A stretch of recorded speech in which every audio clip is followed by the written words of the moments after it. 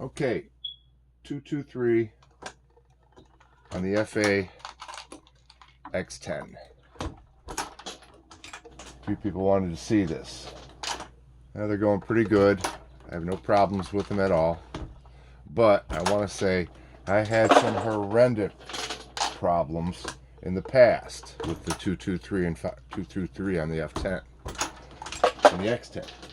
Now, let me start off by saying, do not use GINEX small rifle primers when you're loading 223. They are about 5 thousandths taller than a Winchester primer. I ran a bunch of them. I was getting about 1 in 7 went in crooked. They were crappy. They were stamped. They were just, I was having all kinds of problems with them. Probably 4 in 7 of them were acceptable. I mean, they were going in literally crooked, almost sideways crooked. The difference is 5 thousandths. You can actually see the difference. I don't know if I can stick this up there and you can see that difference in the height of those. But the GINEX primers are a little taller. They don't run well in the X10.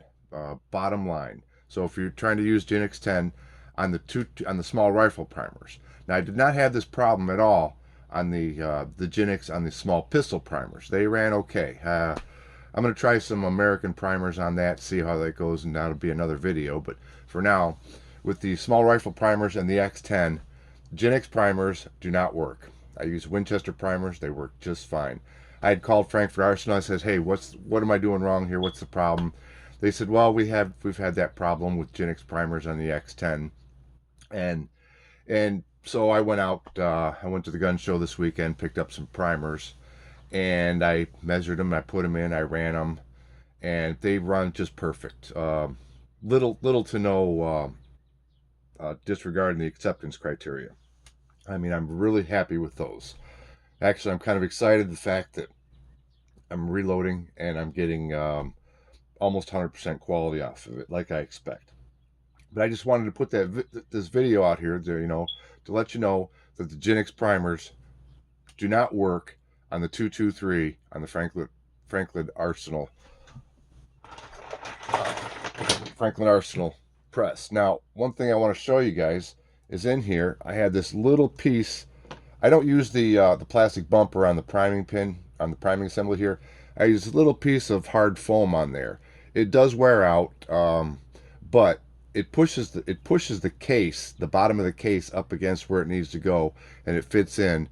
And so when I do get a primer that's kind of tossed or scuffed or whatever, it's going through the priming assembly bad, I stick this in there, and it's easy. I pop it in, I pop it out. It just goes right in place. It fits in that exact hole right there, and it's way better than the plastic bumper. But like I said, it wears out. I replaced a couple of them already. I get a few hundred rounds per piece. I flip it over, I get another few hundred rounds, but that little piece of hard plastic foam fits in that rectangular slot perfect.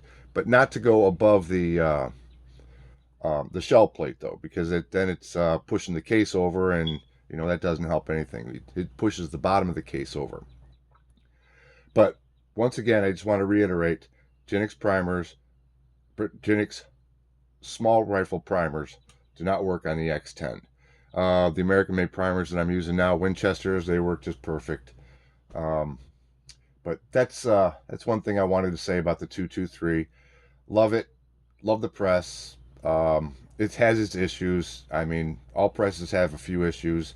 This one's quirky, but between the support that Frankford Arsenal gives you and the problems that I'm having, they're correcting them. I have no complaints. What a great press. It's running great for me. And as I get problems, I try to post them, and I try to keep up the video for the community to help out a little bit. So support your Second Amendment advocates, and keep up the fight. Thanks, and have a great day.